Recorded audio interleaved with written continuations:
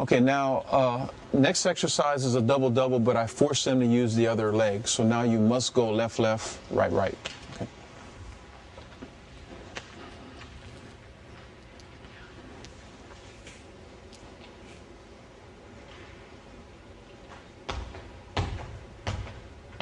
That was really nice. That's your fun leg, huh? That's your fun leg, huh?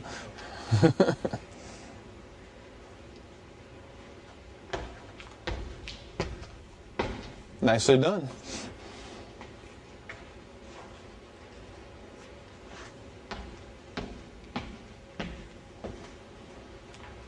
Kind of the same stuff. All right, one more rep, guys, and we'll move on to the next one.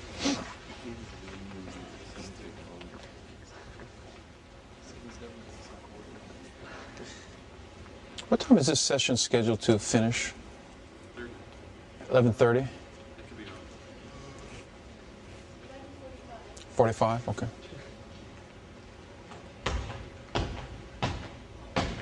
Really nice. Very good.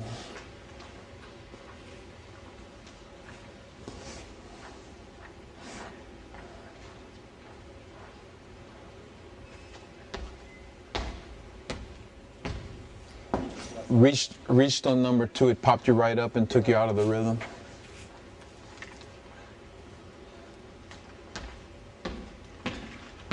Okay, now the last horizontal exercise in this series, and the last one I'm going to take you through, are alternates. Okay, and this will really kind of tell who's got it and who doesn't.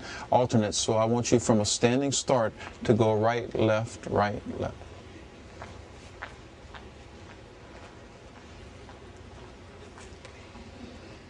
You'll find out real quick on this exercise if they have the idea of keeping the knee low and preparing the quadricep, or whether they're still trying to do the high knee jack up kind of stuff.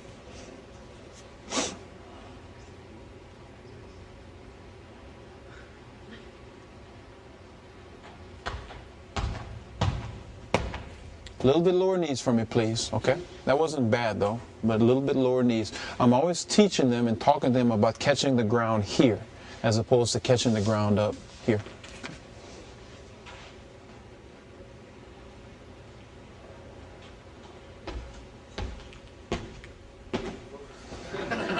That was good, except for the brain fart at the end.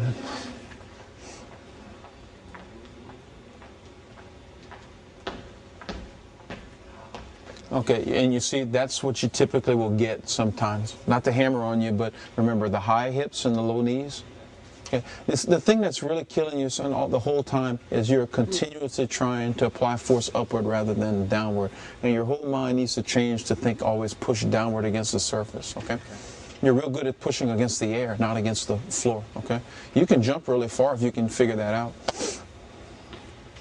Okay, one more time.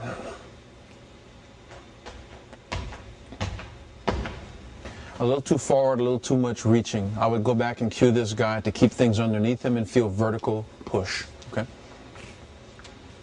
Remember, the concept we're trying to teach is prepare for the ground, catch the ground, and push, as opposed to reaching and pulling, which is what I kind of saw there.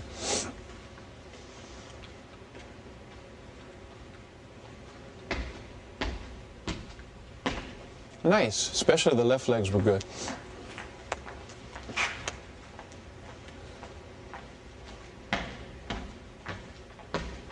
The last two got a little better.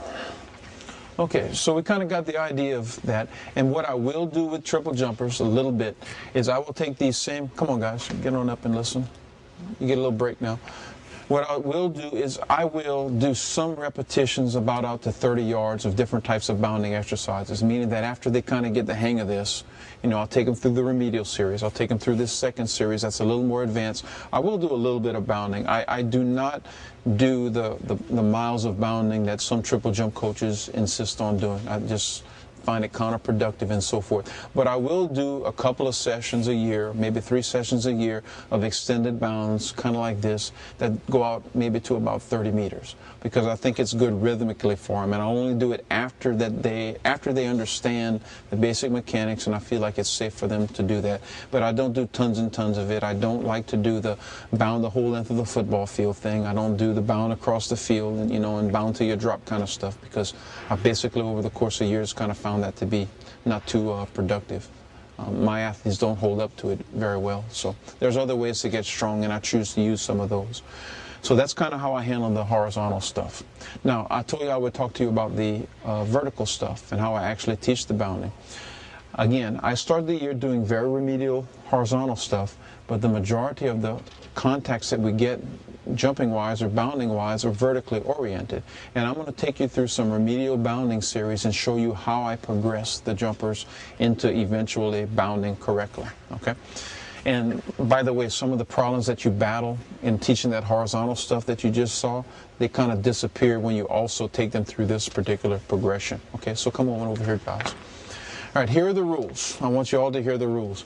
The rules are, on each jump, you keep it easy, conservative, you don't jump far, you keep it vertically oriented, and I want you to land flat-footed, preferably heel first each time, okay? And I'm going to keep these distances real short because these guys are being good troopers. Okay, why don't we line up about right here? Okay, and what I want you to do is right-legged hops. Okay, right-legged hops. Just keep them small, controlled, and vertical. Okay.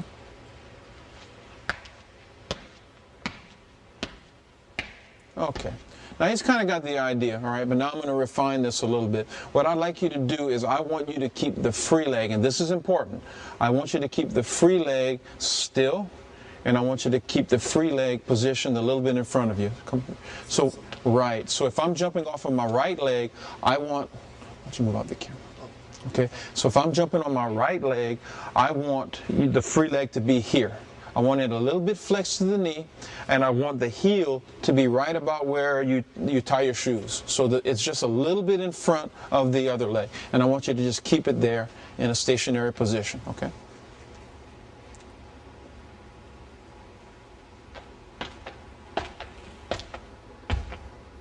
That's pretty good. You can tone it down a little bit. You don't need quite the intensity to teach this stuff, but that wasn't bad. The only thing is that you're on the toes a little bit. Let's get a little more flat-footed. Go ahead and give it a try. Way, way, way too horizontal. Okay, I need you jumping purely vertical. You ought to be able to get almost a dozen jumps between here and there.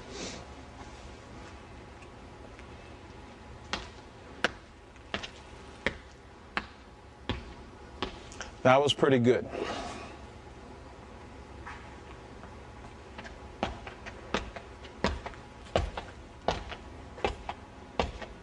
Great. And what I tell him to do is you got to be a, what's that child's toy? A pogo stick. You're a pogo stick. You're working purely up and down. Okay? Up, up, up, up, up, up, up, up, up. Okay, you see, you got a horizontal disposition. Work purely vertically, okay?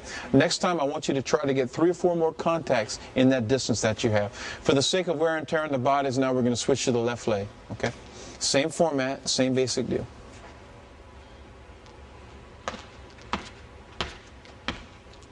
That's great. Now you notice how he's not keeping the free leg still. It's wiggling a little bit. I'm not going to fuss him about that. Y'all just keep that in mind because I'll tell you some things about that shortly. Flat-footed, flat-footed. That's not bad. Just don't try to jump so hard. Just calm it, okay? All right. Hold the free leg out in front. That's better. Okay, one more time. And this is very good. Keep the right leg close to the ground, just in front of the other foot.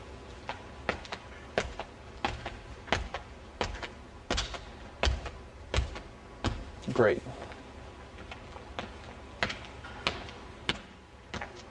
This is much better. Now he's got it. Okay? And that's how I would fix the problem that I had in the horizontal jumps with him, incidentally. Okay. Now what I'm going to do is I'm just going to have these guys do the same thing, but with a right, right, left, left, a double, double pattern. Okay? Okay, back up a little bit more on this one. Now, the position of the free leg is a little in front. So what I do is when I teach the double-double with the vertical bounding, I teach them to saddle up a little bit because that creates a little bit of amortization and it prevents the excessive reaching with the legs, okay? All right, so I want you to go right, right, left, left. Same rules, vertical, okay.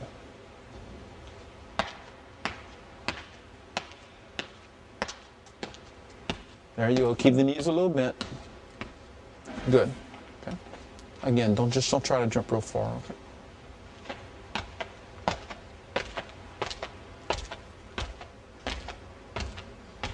Good. Let's keep it in a straight line, man. You did real well on the last one. Let's do that again. Okay, the misstep was because he let it get out a little too far in front. Okay, we want to keep it right in here.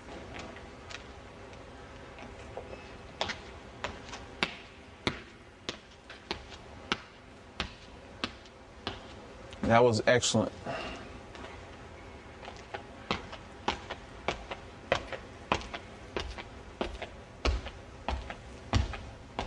That's very good. One more time.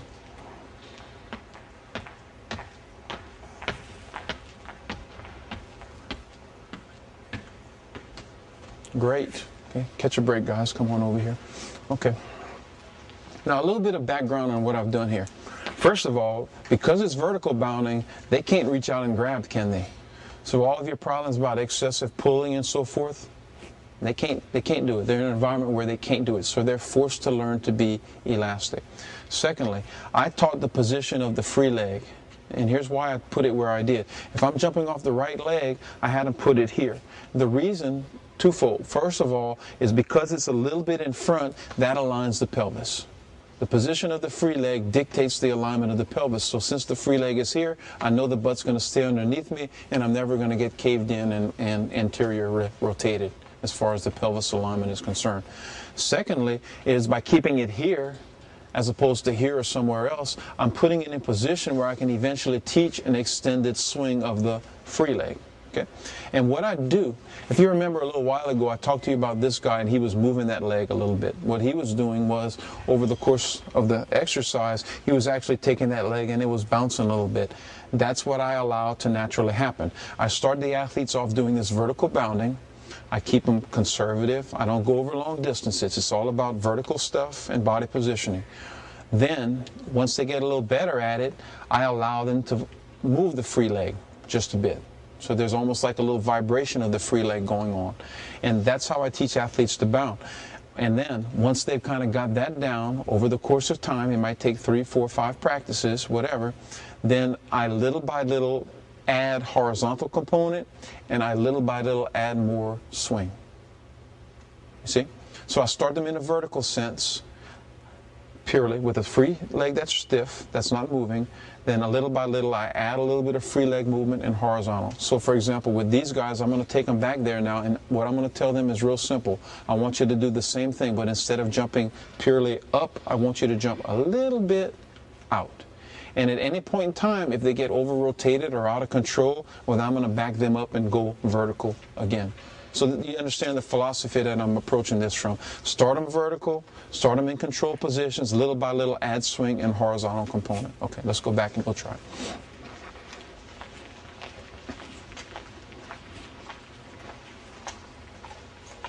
Okay, right leg hops, and again, add a little bit of a horizontal component. Okay. From here to the vertical ones? I want you to do what you just did, but instead of taking it purely up, I want you to add just a little bit of out, okay? Add a little horizontal component to it. So it's still primarily vertical, okay? A little more horizontal.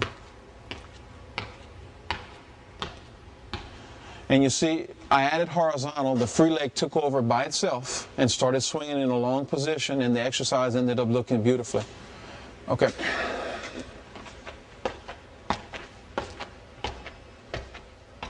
And that's pretty good.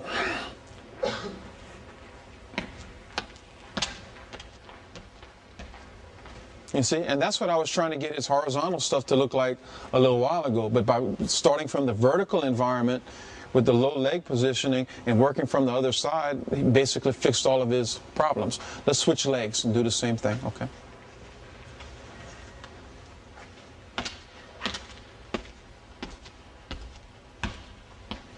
That's great.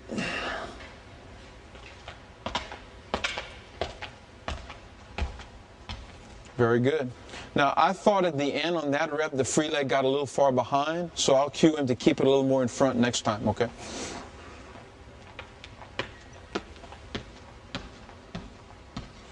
Now I felt like that wasn't quite as good, so what I'm going to do with him is back him up and say more vertical next time, okay? Now what I'll get him to do for the sake of saving these guys' body, I'm going to get him to go to double doubles now.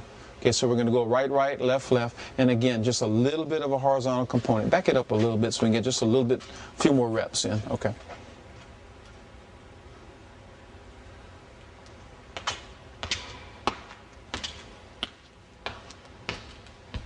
Okay, now if you notice on a couple of those reps, there was a toe contact and a grab. What I do in those situations in the vertical bounding is I coach and I cue knee bend, where they feel a little more saddled, and that creates a little bit of a flexion. So I just want you to feel like your knees are bent a little bit when you do it next time, okay?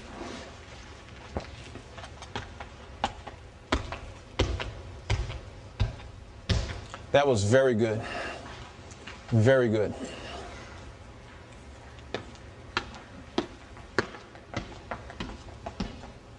That was very good. You holding up okay, buddy? Yeah.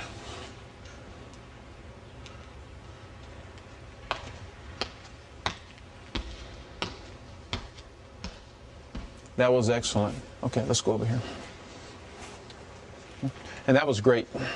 Okay, and you see how I approached it, and basically, and I'm not going to beat these guys up anymore. They've, you know, done a ton, but I would probably add just a little more horizontal stuff to it, so that it eventually looks like the first horizontal series that we did.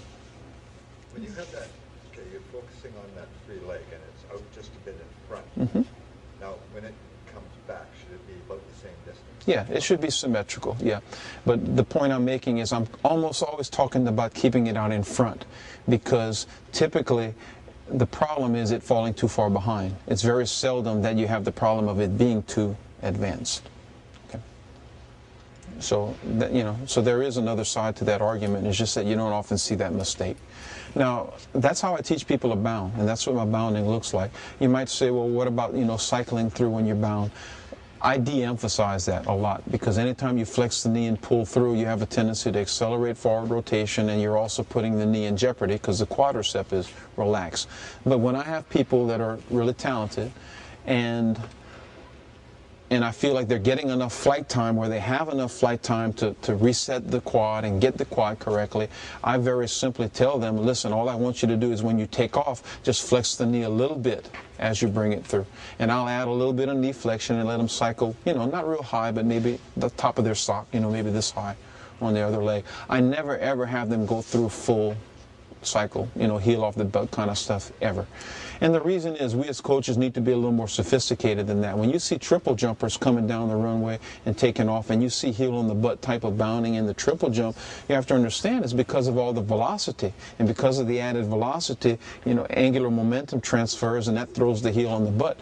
At slow speeds that you experience in bounding, you don't have the velocities to create those same angular momentum values in the limb. So as a result, you should not have those types of cycling heights. So a little bit of cycling is okay once they get to a certain level. But, you know, it's not something to work at and to make a goal unto itself. And if you never ever teach it, you're still fine, because in the triple jump it's still reflexive, it's still going to happen, you know, because of the velocities that you have. I've had a bunch of girls that jumped 14 meters that never ever cycled at all, never flexed the leg on recovery when they were doing their bounding stuff, you know. So it's not like you're holding them back, you're actually teaching them good mechanics, and more importantly, safe mechanics, by always being sure that the quadricep muscle is in position to protect the knee joint. Okay, a couple other little things that I'm going to teach. I teach my jumpers to be hip-oriented people. You know, the hip is the powerful joint. The hip is the joint that is the most important locomotive joint. And you have three joints in the leg, you know, the knee, the hip, and the ankle. Some would argue four with the MP joint. But anyway, to make a long story short, the hip can go four ways. The knee and the ankle only operate in one plane. So in order to increase lateral stability in the hip, but more importantly to keep them and make them more hip oriented, I'll have them bound laterally and do the same types of exercises in a sideways fashion. And I'm going to show you a little bit of those and how we do. So basically, guys, it's the same rules. You're going to jump vertically, you're going to keep it conservative, you're going to keep your free leg a little in front, but this time you must stay square to the direction of travel. Okay? We're going to keep this stuff real sharp. Okay, let's maybe start about right here on this line. Okay, and I'll do them medially and laterally. So what I'll get you to do is I want you to jump on your left leg and go to your left. Okay. Flat-footed. And here's a really good time to teach rigid ankles, because now you don't want a big contribution from the ankle. I want the ankle rigid, cocked at 90 degrees, in support and in flight. Okay.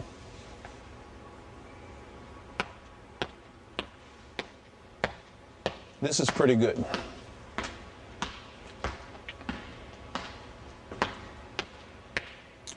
This is very good. Okay, now we'll just flip it around. Let's go right leg, but going to your right. No. Gotcha. And I call these medials because you're pushing toward the midline of your body. And you need to keep them disciplined about staying square, keeping the foot aligned at a perpendicular to the lanes of the track, keeping the shoulders parallel to the lanes of the track, because as they fatigue, they'll tend to want to rotate around, you know. Okay.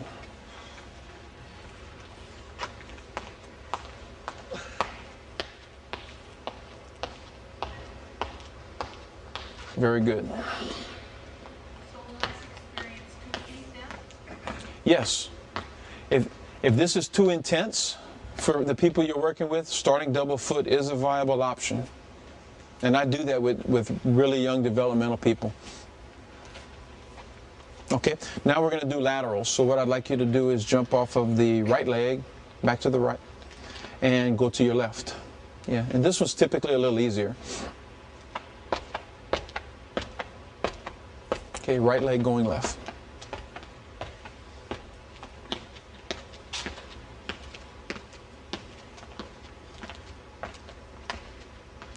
Okay, too toey at the end here. And this is a very good diagnostic tool for lateral hip stability. I know nothing, not beating him up, but I noticed a huge problem right off the bat. He got stuck in the mud, then there was a big jump, and then he got stuck in the mud again, so there was no consistency. So, you know, lateral hip firing is not a strong point of yours right now. Okay?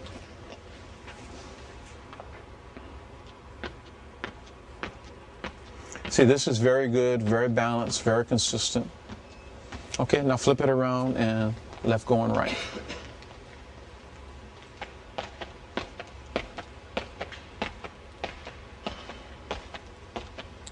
Great.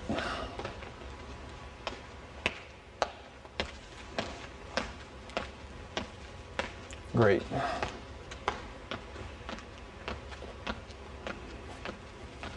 Very good. So can I ask? Those are well done. Do you put a bar on or do you hold dumbbells? No. No. No, it's an educational exercise is what it is. And it's elastic, so I'm trying to, yeah. These guys did a good job. And frankly, the stuff at the end might have been the best because there were no preconceived notions about that stuff. It was totally new, so there were no bad habits to break there. Okay, but hopefully I've done a decent job of showing you my thoughts as far as progressing these things. And keep in mind, the horizontal and vertical stuff are happening at the same time. Typically in our system on Monday, we're doing the horizontal stuff. On Wednesday, we're doing the vertical stuff. Over the course of time, the horizontal stuff becomes more advanced, and the vertical stuff becomes more horizontal until we eventually are doing true bounding, so to speak. And that's how I teach those things. Questions? Do you have any philosophy on age? Age? To start triple jumping? Like we have rules, I don't know if they're rules, but in high school they do it right away, but in our SESC athletics, it's not really offered until they're clumsy and awkward. I don't have as far as readiness is concerned, I don't have a problem with anybody triple jumping at any age. I mean, you turn kids loose in the park, they're going to go play hopscotch and do all kind of jumping games, you know, and typically their intensity levels are such that they remain safe. So I don't have a problem teaching triple jump at any particular age. They have it backwards because they won't let kids do it when their strength to weight ratio is pretty decent. And then they get 14 or 15 and they say, okay, now you can start. You understand perfectly. Yeah. It's typically safer at those ages than it is for these guys. What event hurts more than triple jump when you do it wrong? There isn't one. That's the high much of that. Sword fights. Okay. Any other questions? So some of this bounding is be similar in high jump, like especially your vertical stuff, you do the same. Yeah, I pretty much put all my jumpers through the same program. Only some slight differences with the high jumpers because of the vertical nature of the event. And you'd be surprised what I do with the good vaulters I've had and how similar they train to the jumpers. Okay. All right. What I'm going to do now, we have a little time left. I'm going to let these guys take a couple of triple jumps. What kind of runs y'all want to use? What's your shortest practice run? 5? Well, let's get a 5 together for us, okay, while we talk a little more. Yeah, if that's what you'd prefer, yeah. I'm going to let them take a couple of jumps. And, guys, y'all make sure you take about 3 days off because today was about 3 days of training.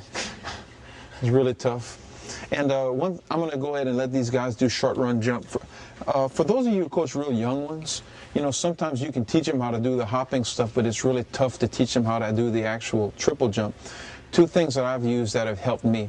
One is a very small shuffle jog into the vertical bounding, meaning that I'll have them just do little bitty shuffle steps and then take off and then do not the horizontal stuff, but the vertical stuff. That seems to be a good connected dot thing. And the other thing that I've used with some success is have the kids do a standing triple jump, but with a staggered start. So, for example, if the regular triple jump drill we did, we took off from 2 legs and we went right, left, and then in the sand. What I'll have them do is put the right foot in front, and I'll have them rock them into it this way, and they take off from a staggered start. And that actually helps make the transition, you know, and ease the transition in the learning process to go from a double leg start to a single leg start. Yes, sir? The most problem I had was with going from double To single? to single. So with that, could I cheat and do take off like that? Sure. Well, a jumper of your level probably wouldn't even need to do that type of exercise. That's really for somebody who's young, who's trying to just start to learn it. Because you all know there's a lot of people who can bound well and can't triple jump. And it's all about teaching them to take off from the board correctly. You know? Okay, what I'm going to get all of you guys to do in the first couple of jumps, first jump, is I just want you to feel your hop leg behind you. I want you to feel significant backside during the hop phase, okay? With whatever your takeoff leg may be. Yeah. Sorry.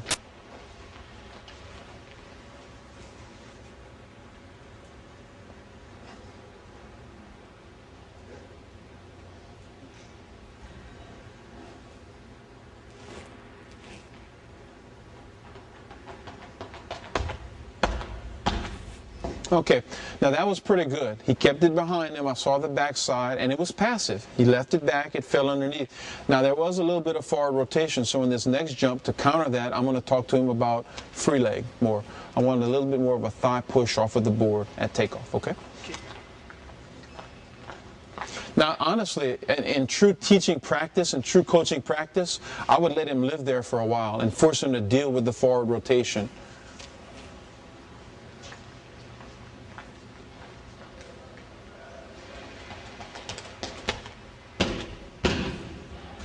Okay, and that was very good as well, and the rotation really wasn't that bad. Now, one of the things this guy does is in the last couple steps, he gathers the arms. I guess you know that, and that's a little bit of a disruptive thing here. So eventually, if we can run onto the board, that would be a good thing. But that's a good start.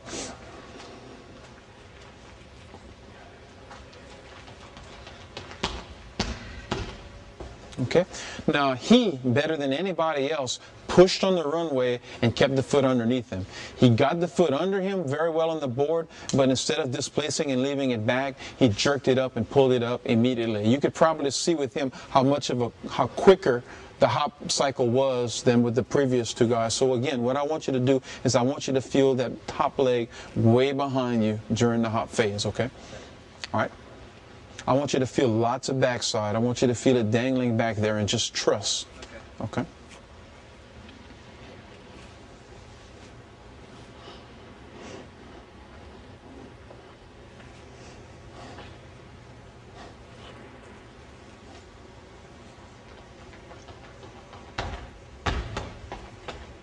And that's overdone.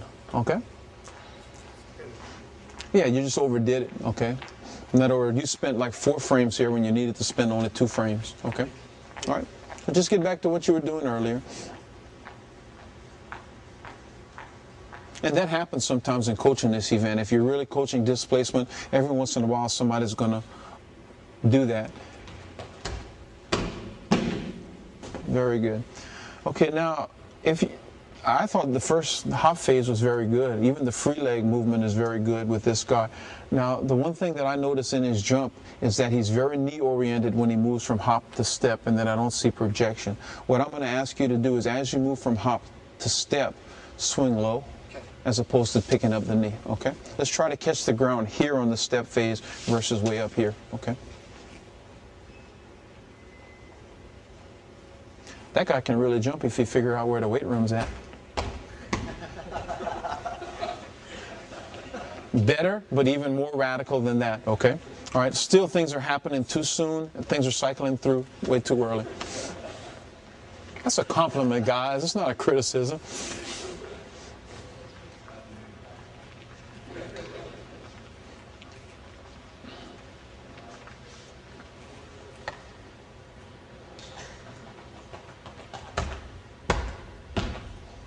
Not bad.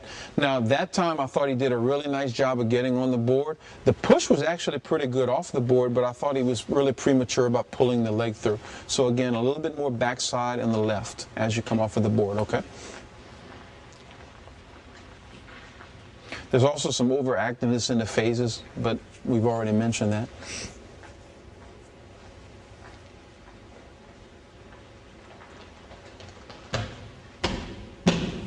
Okay, now you see, that was very good. It was early, and he mistimed it, so he kind of hung out there and he stopped on it a little bit, but that's the right idea, okay? All right, so just a little more underneath you. Just feel the long swing again. Just try to keep it under you a little bit better, okay? It was poorly timed, but that's exactly what you got to do.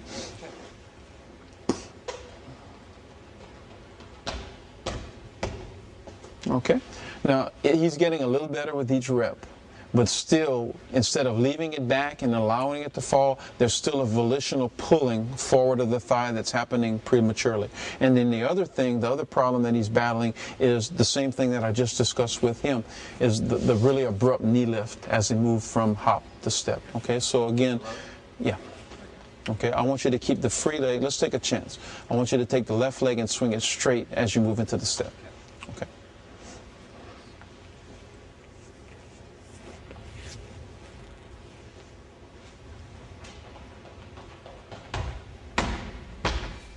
That's very good. That's very good. You must be good at this, huh?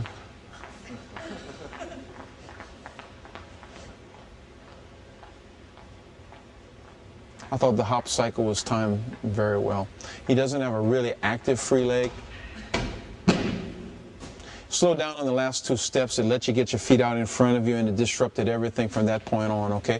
Now, typically, whenever I see somebody slowing down at the board, my next cue is slow down in the back, because that makes them typically get closer and forces them to turn over at the board, rather than trying to rush things down here. So slow down on the back of your run, okay? I'm not a big fan of these walk-in, dribble-in kind of things that they're doing, but, you know. Work better. You see, and as you see somebody like this, working on it in the course of the triple jump is only a small part of the process. Doing the vertical bounding and all those other things are when I'm actually teaching all of these pushing processes and so forth. That was better, even more radically though, okay?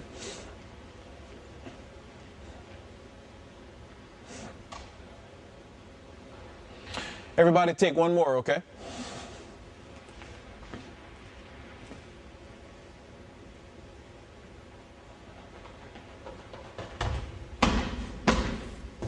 Okay.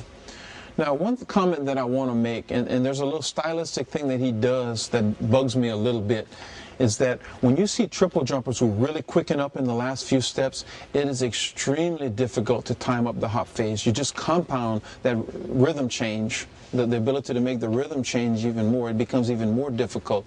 So I'm really big about trying to keep the run open. And the little bit of forward rotation that you see in these last couple of phases, to me, all roots from that rapid turnover at the board. I would like you to see just a little calmer at the board, you know, where you can push off a little better. It does help you in one regard, meaning that it puts the foot out where you can push a little better, but it makes it a lot more difficult to time up the hop phase, a lot more difficult.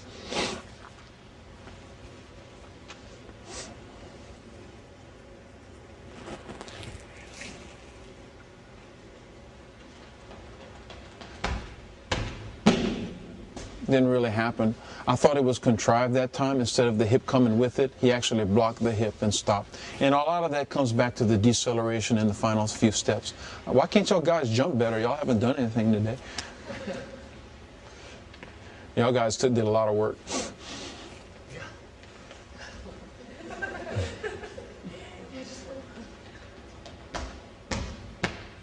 All right, we're getting there with him.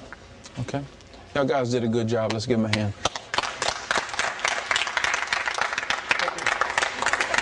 That was a hell of a workout y'all guys went through today. Y'all did about 2 or 3 of my workouts in one session. So, but that's kind of how I look at, you know, developing the triple jump. And again, the biggest thing about triple jump is understanding the value of teaching things within the context of the hopping and bounding routines and not during the actual triple jump itself. The one last thing that I want to share with you is that I never really talked about the free leg movements off the board with either of these people. And they were, you know, they were okay. But keep in mind that if you're a coach who's dealing with real young people, the free leg movement in the triple jump, the extend and fall of the free leg, takes time, and if they don't have significant flight time, that can be something that's very difficult to teach and can disrupt them. So typically, as far as the progression in which I use in the triple jump practices, is the first thing I teach them to do is run off the board well, take off the board well. The second thing I teach them is how to be passive on the hop cycle and move from hop to step, and I don't address the free leg cycle at the hop, during the hop, until very late, after they've developed some type of some level of experience at the event, some level of competency in the event. That's kind of the progression I use as far as teaching. I find that that works the best. Y'all guys have any questions or anything else to tie this up? Thank you very much. Oh, it's been my pleasure. It's been a lot of fun. Meeting good people and nice people is always its own reward. And this trip to Regina has been very enjoyable for me, and I really appreciate y'all spending your time with me and spending Easter with me. And you know, hopefully I'll be back soon. Any other questions?